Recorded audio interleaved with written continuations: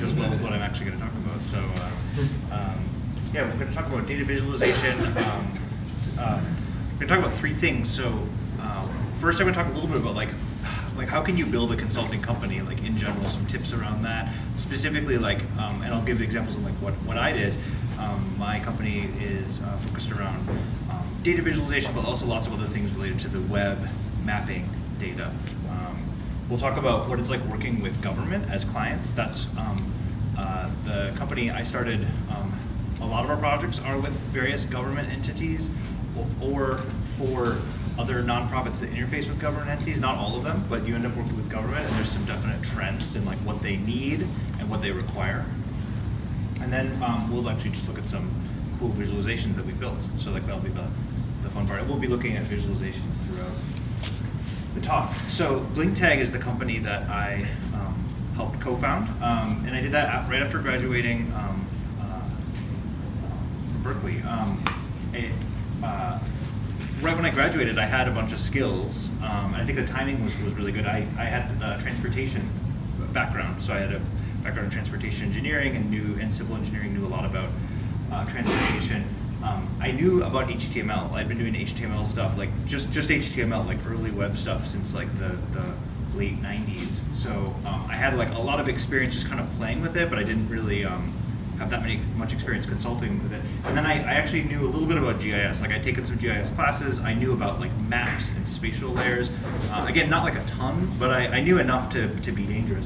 And like these three skills combined with, at the same time, like when I started BlinkTag in 2007, so that's like 6 years ago, and there were some tools coming online that were becoming available that just simply weren't available before that. That made it really, there were a lot of opportunities opened up by things like Google Maps. So having like an interactive layer that you can put on the web and show spatial data. Open data things like GTFS, and ways of sharing data. GTFS is the Google Transit Feed Specification or General Transit Feed Specification that Google helped pioneer a way of like exchanging data about transit. Third-party tools like SurveyMonkey, like tools that make it easy to collect data and may also make it easy for people to who want to collect the data to set up forms. And then also open source things like WordPress or other content management systems, open platforms and protocols like HTML and some of the new advanced things you can do in the browser. Tools like D3, which let you do data visualizations, and big data sets like OpenStreetMap, like having a large access to like raw spatial data and being able to share and edit that. So all these tools did not exist 10 years ago, and those are things that like all sorts of organizations, not just government organizations, can leverage to build interactive websites and achieve their goals.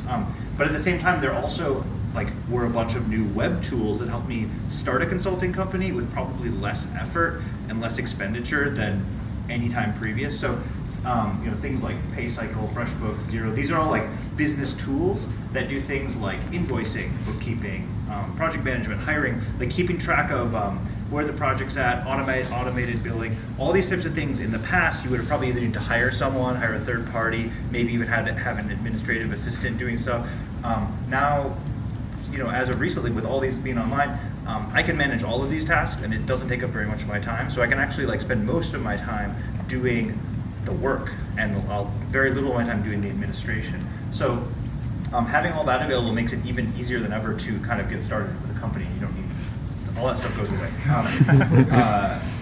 So I got it started by getting a few contracts to do really small sites through people I knew. This is one of the first sites I did for WICTAC, which is a government entity in West Contra Costa County, just north of here. Nothing special, just based on WordPress, real simple thing.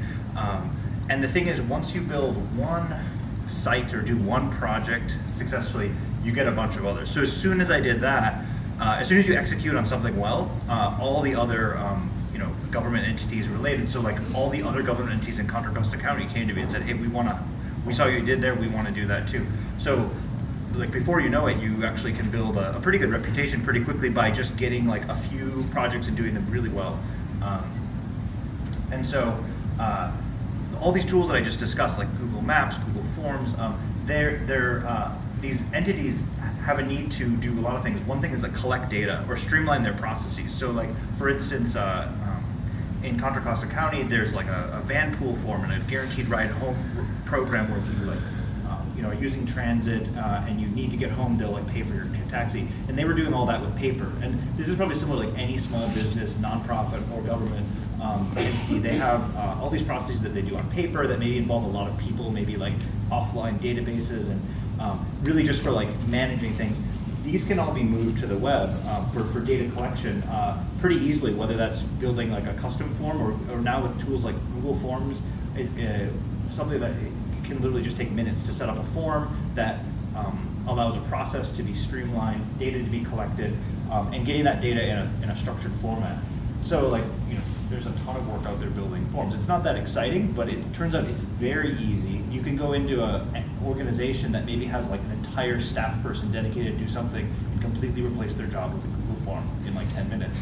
Not that they're like, then they can actually move on to like administering and doing like higher level things, right? Instead of like shuffling paperwork around. And that's something you see like all over the place. And that's a good thing because you're making, there's clearly a lot of work to be done in government and all sorts of agencies, and like getting people, making it easier for people to apply for programs, easier for people to access resources, makes the programs better.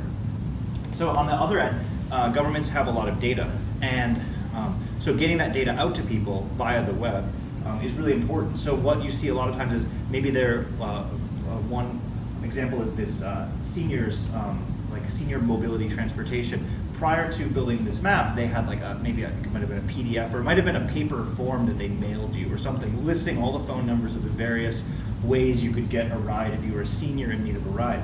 And so it's really simple, but just taking that form, or taking that list of places, spatially putting it on a map, and making it so when you click on it, you get that information, allows people to find that data in a little bit easier way. It's all available on one website. You don't need to call them and ask for it. So taking data that's like currently locked up in other formats and putting it on the web really has a big impact in terms of like exposing that, and also using tools like this was made with Google Fusion tables. I think we did a couple iterations. It's a really simple map. It's points that represent data, but Google Fusion tables basically is like a Google spreadsheet that is really easy for like the admins in this organization to edit, so they can keep it up to date. They don't need me or anyone technical to keep it up to date, and the data just shows up on the map, and it takes not very long to set up, and it's very easy to maintain.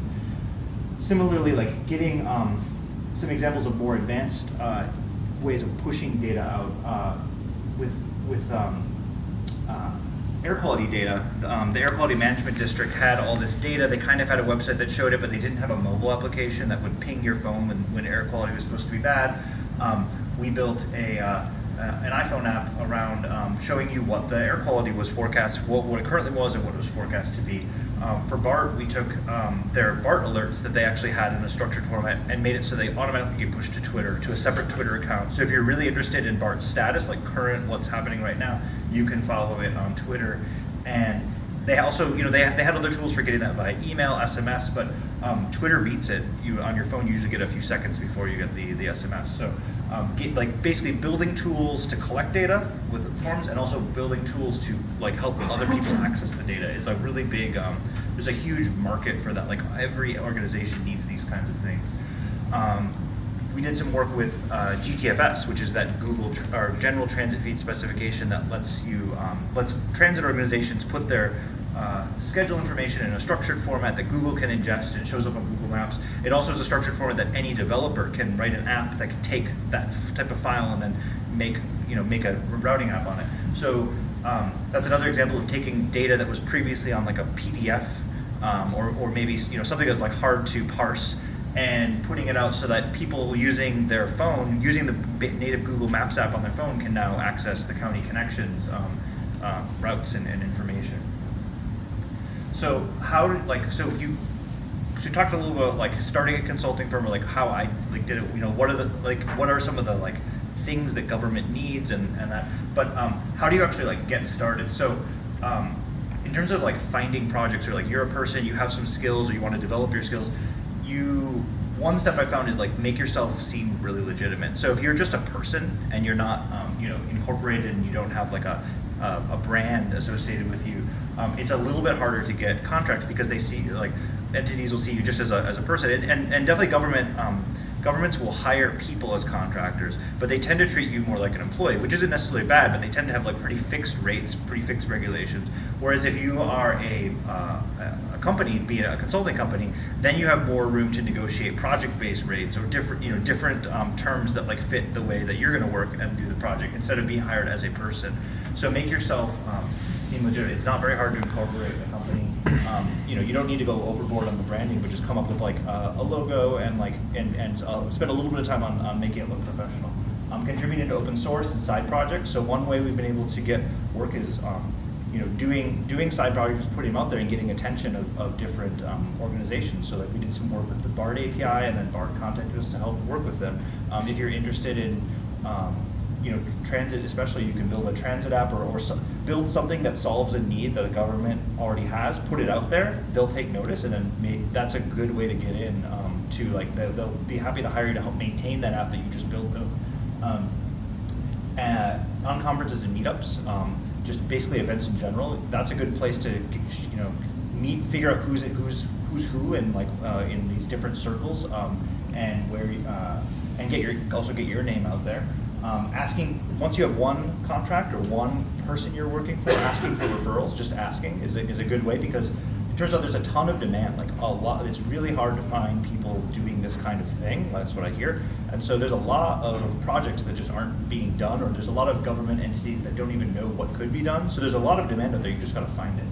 And then also subcontracting. So a lot of times government projects go to relatively large firms, like big firms, but they actually, because they have the skills to do all the paperwork and like negotiate and get the bid. But when it comes time to actually doing something, sometimes they'll actually just hire you directly to work with them, and that's a good way to like get involved in projects, get to know some bigger players.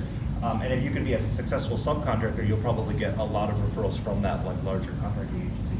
And just in general, starting small. So if you can get your way in by one of these methods, like getting a contract, even if it's really small, even if it's just the scope is really small, you'll end up getting more projects. So we did one iPhone app for the Bay Area with air quality, and then Sacramento wanted us to do a really similar one. They came to us and asked for that. We did a interactive choice website where you could kind of choose scenarios and find out more about the transportation demand for that for one site, and then the city of Boulder came to us and asked us to do a similar thing based on that, because they basically, if you do something, once it's out there, people ask you to do the same thing because it's pretty clear you know how to do that.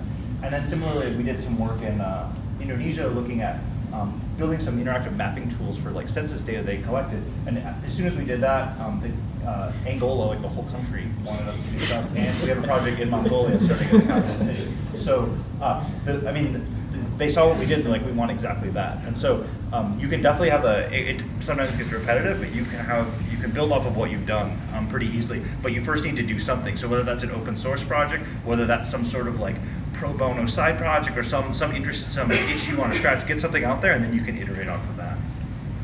So working with government, there's some downsides. That's why I put them in red. There's a lot of requirements sometimes. Every government entity is different, but they can have a lot of requirements on like the size, the scope, the insurance you have to get. It can be kind of daunting. There can be lots of pages of legalese to get a contract, paperwork. They tend to have longer time frames than most like private projects you do. In that, like the proposal process might be months, but then conversely on the project side, they might expect it in like 9 months. And most of these projects you can do in a week. So. The time frames can be really long. They, in general, are biased against new firms. They're looking, in general, they'll probably go with a larger, more well-known, more established firm than you. So you have that kind of working against you. And if you are promoting, really new technology or a really new tool, that may not fit with what they want, even though that's what they actually need. They may want to go with something older or something that they've used before. But there's some pluses definitely with working with government. The government has all the data. So if you're interested in working in transportation or cities, or with cities, that is government. So you need to work with them to get access to really interesting data that you can then help visualize, play with, demonstrate. They have a wide audience. So if you are working with a big transit agency and you're doing really cool things, helping people find information about the real-time transit, that's a lot of people that are going to be interested in that. If you are building a form that helps people streamline access to a specific service or promotion that a government entity has, a lot of people could potentially use that. Reliability of payment. In general, I found that they're pretty good at paying. Like sometimes it takes a while, again, the time frames are long, but like they actually have money and they're good. Like once you do all the paperwork, you'll actually get paid usually as long as you do the work. And that's not always true in the private. You can get some sketchy private sector contracts that like are hard to actually get paid on. They, in general, if you go through this whole proposal thing, the compensation is fair. Like they generally are willing to pay, especially for a technology project, as you've probably seen. A lot of government entities feel that things related to web need to be very, very expensive. So they often have a budget that's sufficient to do the project like as thoroughly as you'd like. And so that's whereas working with private firms, sometimes the budgets are really low, or they're trying to get more things out of you than what they have the resources for. And yeah, you can have a big impact. So you can, a lot of people, you can have a big impact on like streamlining the process of government and making things available. And so in general, governments like to follow what other government entities have done. So in the case of like Google Transit feed specifications, it was kind of a few transit agencies that put their data on Google for quite a while. And then, and there were a bunch of agencies that were resistant. They didn't want to. They actually were suing developers that were trying to take, saying that their scheduled data was proprietary, shutting down apps. And then within like a year or two, as soon as like New York City got on and a few other bigger ones, all of a sudden there were the number of agencies without GTFS were in the minority in the United States, and they all wanted it, and they stopped suing developers. In fact, held hackathons. Like they reversed same thing with APIs and databases and things like open data. At first it was scary. Now it seems like because a lot of government entities have done that, that's the thing to do. Third-party tools as well. So new things like using a third-party maps application, using third-party hosting, or any kind of third-party tool. If there hasn't been any other government entity to do that, they may be very resistant to it. If you can point to a successful example, and if you can say BART does it, then you can do it. Like they'll be happy to implement whatever some other big, well-known government entity does. And social media, that's another good example. So initially, they're very hesitant to do it. They didn't see the value in it. They didn't think that their constituents would be using social media, like proposing it to them. They're kind of like, they didn't want it. And then all of a sudden, at some point, there was some critical mass, enough government entities had done that. Everybody wants it. They want Twitter even if they don't know what it is. They just know they need it. So like, it's this big shift, and kind of like follow the leader on that. So we'll look at some examples now of some data visualizations that we've been able to do with government entities. So this agency 501 Contra Costa came to us. We've been doing a bunch of different projects with them. They promote in Contra Costa County sustainable transportation. So they promote carpooling and transit and biking and walking. And they have different sections on their site for each of those. Their bike section wasn't really that well thought out. There really weren't that many resources there. It was kind of like, bike to work, I don't know. So they said, we have a little bit of money that we set aside. We really want you guys to improve it, like rewrite the copy, maybe add some PDFs, maybe add some links to resources. It was kind of open-ended. And I came to them and said, you know what, we can do better than that. We were able to convince them that using that small seed money, we could actually build an open source project and bring in we were lucky, but we were able to bring in a lot of resources to build that open source project because it would be open source and like not entirely owned by them. We were able to build an open source bike mapper. So not just like a link to some sort of PDF bike map, but an entire bike mapping program. And this was pre-Google Maps bike corrections. So we were able to take OpenStreetMap data and mix it with USGS elevation data and Graph Server, which is an open source graph database server that lets you do routing across networks. And we were able to build this bike mapper that is open source. So it's available on bikesea.com. That's the version that I host because it's an open source project that I helped contribute to. But it's also available on their website, rebranded as the 501 Contra Costa Bike Mapper with some Contra Costa specific things. It's centered there, it starts there, but it's the same data set. And it's also available on GitHub. So they've like open sourced the front end. The back end already was open source, but we actually contributed back some of our changes that we made to it. So in general, it was a really successful project that like had a pretty big impact. Like, it was a really cool bike mapper, a lot more useful than just like a set of links to like various biking resources, because you can actually put point A to point B, what are my routes, and it gives it to you. And it helped the community. So like this, we contributed back to Graph Server. The open source front end is really easy to download and run. So another example of like a government data visualization project, we did some work in Indonesia. A city in Indonesia, Solo, collected some census data on a pretty fine-grained level, like on a block-by-block level, more or less. And it was the first time that they'd ever collected this type of data. So unlike the US, they didn't have like 100 years of census data that was fairly detailed. So they didn't know the answers to things like population density or access to water, access to schools. So we, through a nonprofit, worked with the government of Solo to take that data and build a website to help visualize it. So they handled on-the-ground collecting of the data and helped us like interpret it, and also we built a bilingual website, so we need help with the translations. But we built a bunch of different layers that people could explore. This one's showing cases of dengue fever across the city, with darker being more cases. And this is data that was pretty fun to play with because no one had ever seen these trends. They kind of knew like, oh, maybe the north half of the city is poorer, so it might be worse off. We don't know. And you can also see like there's a lot of options on the thing, but you can plot different schools or hospitals. You can kind of just visually start to see patterns in the data. And here's showing households with public WC, which is like private. These are households that do not have their own bathrooms, that use like public bathrooms. So you can definitely see a trend just visually. That we were able to not only see this and do the analysis, which wasn't that hard. It was just collecting some data and putting it on a map. But using Google Fusion tables on top of a map allows people to actually zoom in. So we have it so you can zoom into the neighborhood level and see neighborhood labels. There's a page for each of the 70 neighborhoods that has like photos. It has a downloadable and printable PDF for people that like different community centers can post like a big takeaway on like what is their neighborhood, what is the access, and the city as a whole uses these maps when they want to talk about city improvements. They now everyone in the city has access to actually seeing like on the ground, where do we actually need to put in more wells, where do we need access to water, that kind of thing. And then this project was one that kind of got, question? How did the people on the ground collect the data? That's a good question. So I've actually never been to Indonesia, but they collected the data. I guess Indonesia has sort of like the US has census block groups, but we don't really know what block group we live in. Like none of you probably know, maybe some of you know, but most people don't know what block group they live in. It has some code. But in Indonesia, I guess they have a pretty well-defined neighborhood system. Like you definitely know what neighborhood you're in, and there's no ambiguity. And they have like sub-neighborhoods that are a little bit bigger than a block that have like leaders that are like elders, I guess.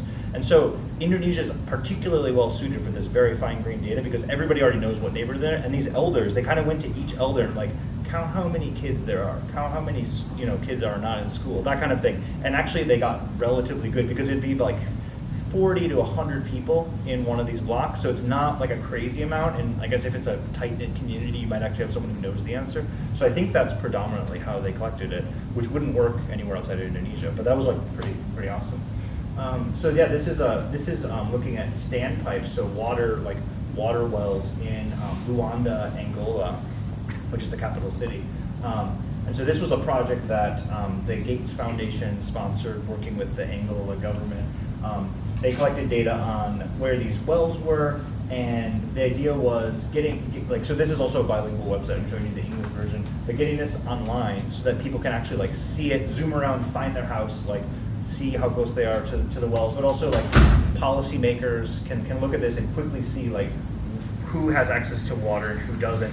And also in terms of the well status, this is a Google Fusion table, so it's really easy to go in and update the status if it's functional or not. So like a non-technical administrator can go in and keep that up to date. And so the idea being, this site just launched, but they can collect feedback through like the comments on their blog on the actual site, through email, and even through Twitter. So if they know, oh, this well's down, they can like show that in real time. So it's like again, this is like pretty simple stuff, but in Angola, it's like the first time they've done this kind of thing. So they can really have an impact on like showing like the functioning of this like pretty important system of getting water to people in the city. And along with that, it was a lot more than just wells. That was just one slice of the data. They collected a lot of data on health and sanitation and that kind of thing. So we built, using D3, we could do graphs for the first time of like, Kazinga is a municipality within Luanda, so I guess it's like a suburb or like subsection of this very large sprawling city in Angola, the capital. And so just for that municipality, we were able to show age pyramids and population density, and over there we have like typology of land use. So we built a similar kind of map with a drop down, so you could explore the layers and ask questions of the map. That's all the slides I prepared, but I have a lot. I would like to take questions on like things about like how can you incorporate, or happy to clarify more on that, or questions about any of the specific visualizations we've done. Yeah. I'm curious as to how do you value yourself and negotiate contracts? What do you recommend? Oh, like how do you set a price, or? Yeah, and especially like if we're in school right now versus Yeah. Well, I think definitely getting a little bit of experience under your belt, like in terms of like having a portfolio. You may already have that if you're in school because you have school projects, and that's fine. So you don't want to undervalue yourself. But at the same, so when you're looking at a contract, like things I might look at is like, how well known is the entity? Like how much will I enjoy working with them? Are they like pretty big and pretty cool? Like I was pretty excited when I got to start working with BART because they're like really well known, they have really cool data, they do cool stuff with it. So I was like, really gung ho. So you may want to like, lower your rate if you feel like you need to be more competitive with like your pricing or your contracting. Maybe you want to do that so you can get that project and you can build from there. And then on the other hand, if someone came to you because they saw work you've already done and they want you to repeat it, you might be more valuable because at that point they already know you've done that work already. Like there's no questions asked. You could do this. So at that point you can you have a little more power to maybe have a little bit higher rate or have different project terms on that. So that's one factor to consider.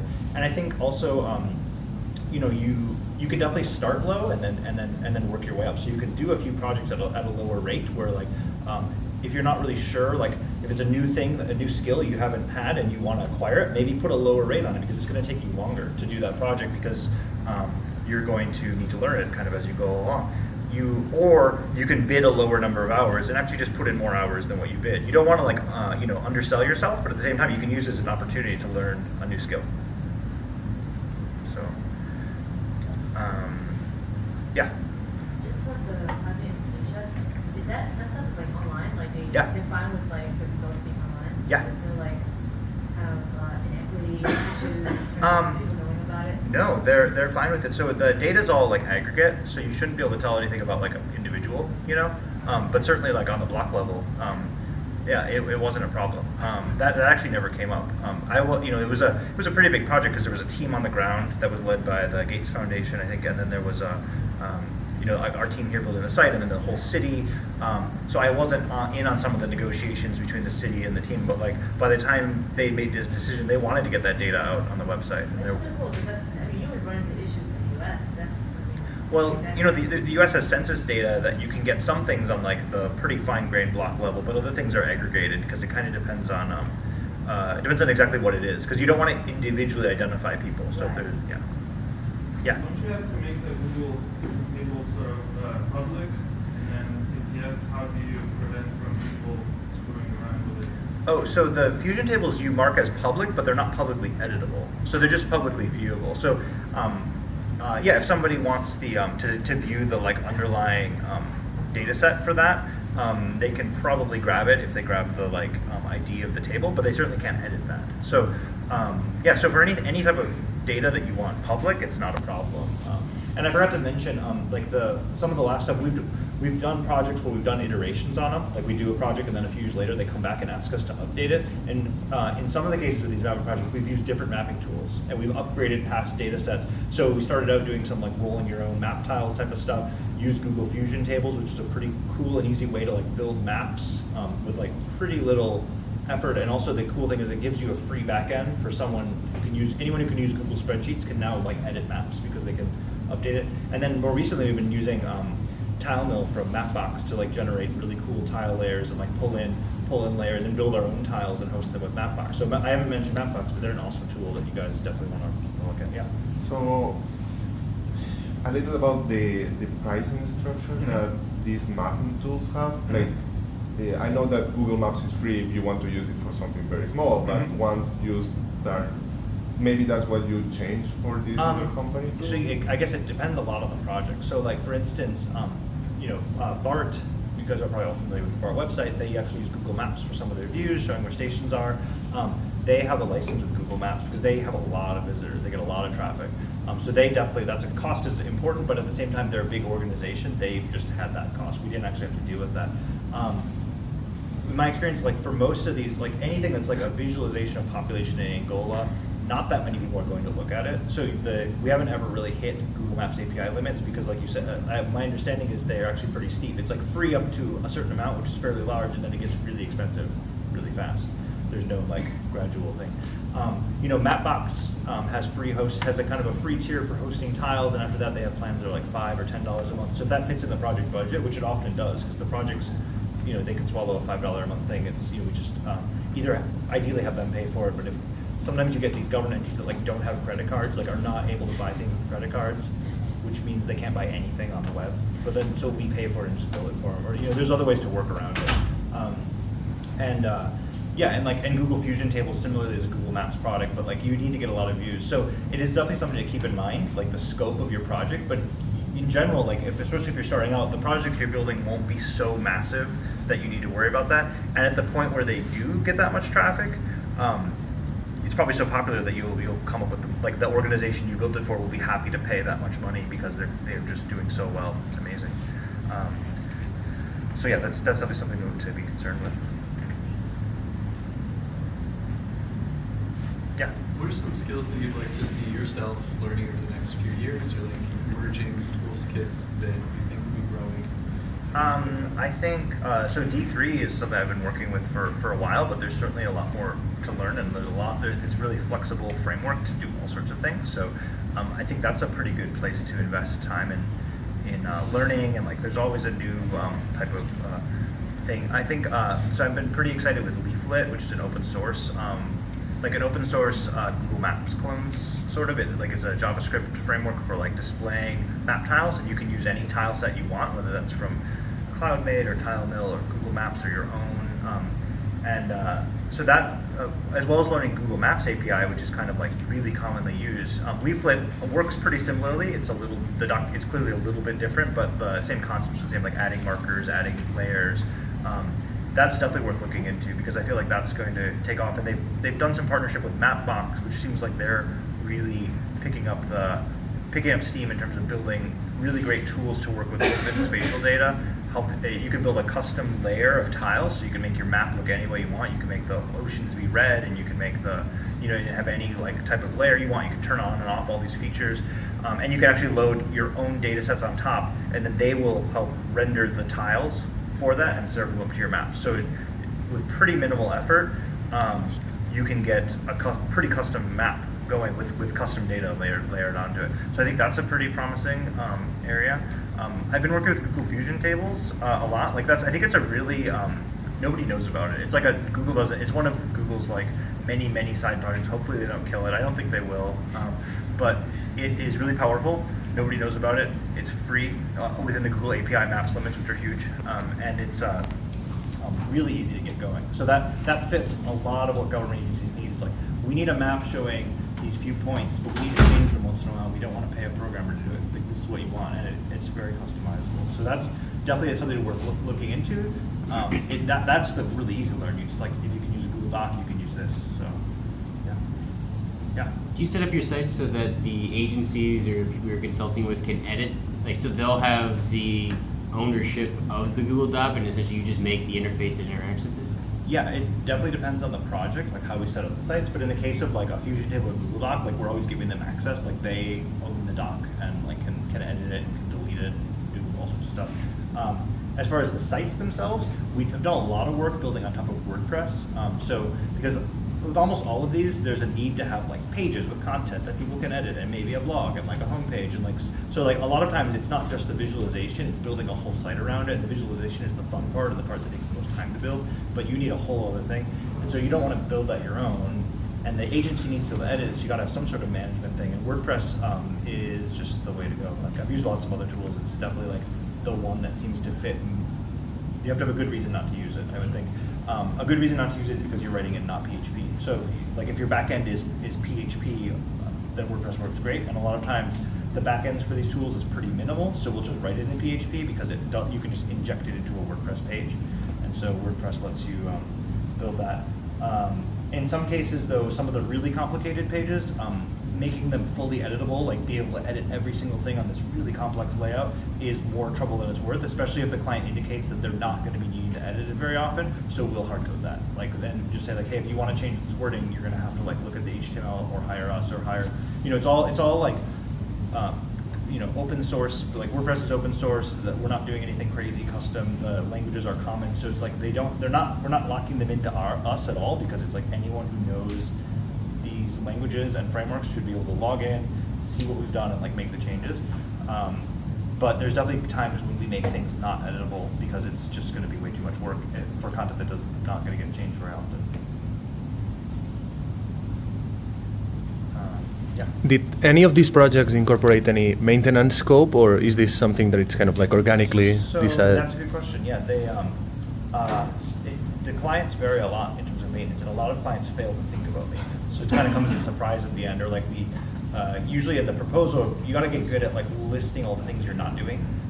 So oftentimes I'll just list this does not include maintenance, training, like support, like all this stuff, so that it's pretty clear like when we finish the project it's done. And then of course a lot of times it does lead into like if you do a good job on the project, they're going to want you to maintain it. They're not going to want like find someone else to do it. So you'll get to do maintenance on it and maybe future updates or potential other projects related to it. And maintenance can be a little tedious, but is also like a pretty good source of recurring revenue. So once you've done a few projects and they're paying you to do updates here and there, paying you to like check in and do security updates on the WordPress install or the whatever, that's pretty reliable revenue that you can have set up. And so sometimes that's scoped out at the beginning, but a lot of times for bigger projects, sometimes you don't even know what the end product is exactly going to be. So it's hard to say how much time that would take to maintain if you're not done yet. It's definitely something to think about, and definitely not something to leave on the table too. Once the project's done, you can propose a more formal maintenance contract, whether that's like a specific set amount each month for up to X number of hours. That can work out really well. And some entities really like that, even though they may end up paying more in the long run on average. If they say, hey, we'll pay you for 10 hours a year of maintaining this site, whether you need it or not, up to this, they may like the predictability of that like cash flow instead of like an unknown amount, which is usually 0 but could be 20. Like they'd rather pay 10 just all the time. So some organizations actually prefer that. And from a standpoint of if you become quite busy, if you have a maintenance contract, they sort of guarantee that you will make time available to maintain their site by sort of prepaying. And so you get into these things that actually can like lead to a pretty good source of revenue in and of itself, like maintaining the stuff that you built, if you structure it right. And but most organizations, we have a pretty informal, like we're just sort of on call. If they need something, we will do it and build them out for it. So that's like the most typical thing. But I think, I don't know, maybe we could have done a better job. I think if you start getting a lot of projects, you could bring on like a business. If you're less into the business aspect of it, bring on someone to consult on the business and help you figure out how can we like take the maintenance piece of it and make sure it gets done well, but also make sure it's like a good recurring source of revenue. So, yeah.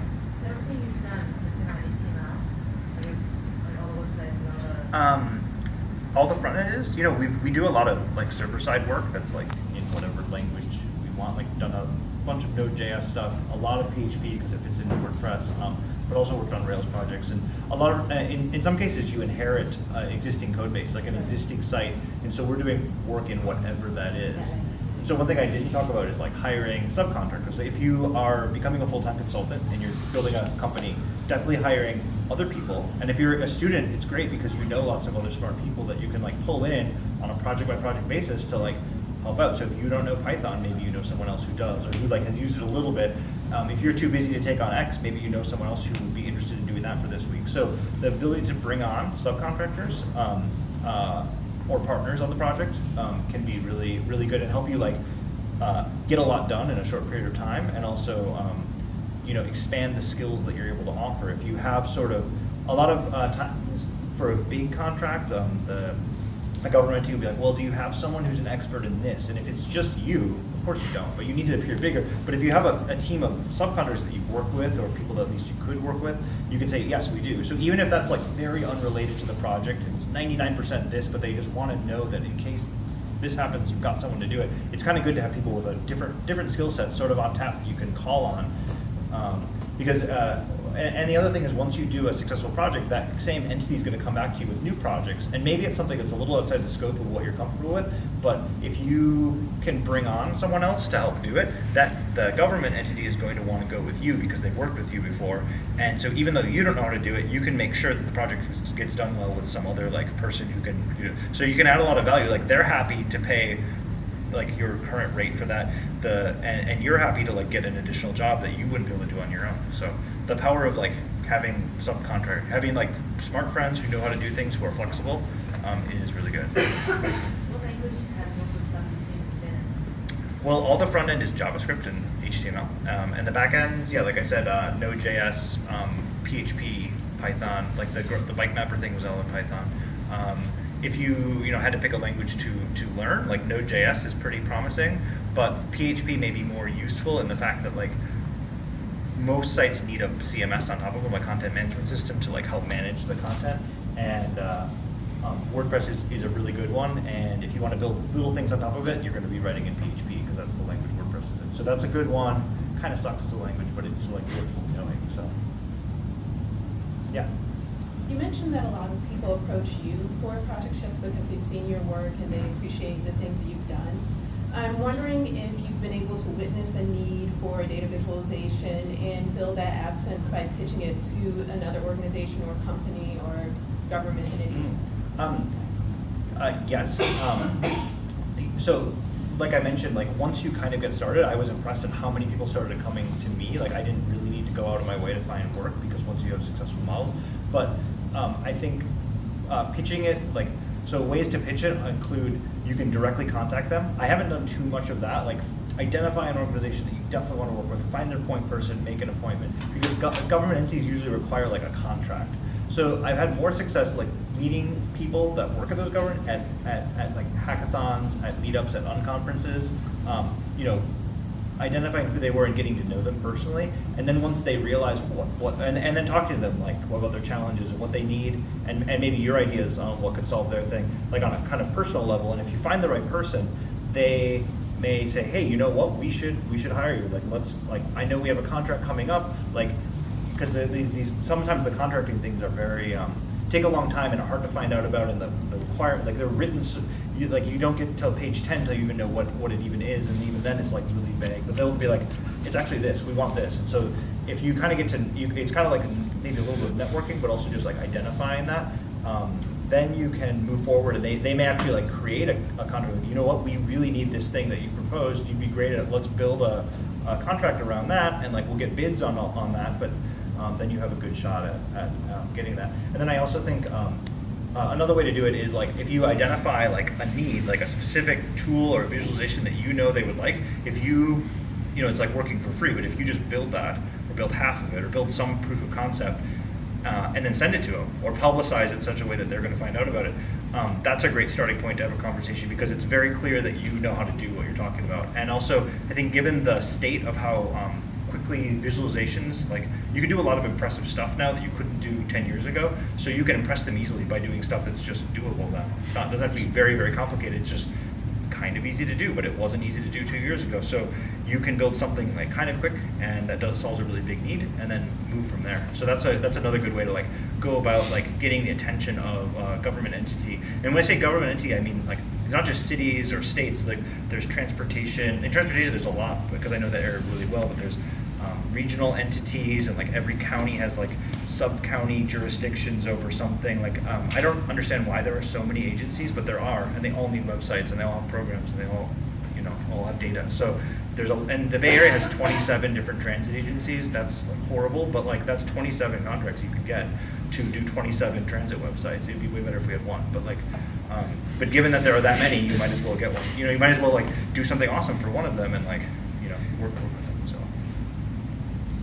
yeah. So I saw on your Twitter that you're owner of a retired articulated computing class. Yes. I was just curious as to the story behind that. Oh yeah, I bought it on eBay. So, yeah, so just have a bus. Took it to Burning Man. It's kind of broken down in the desert right now. But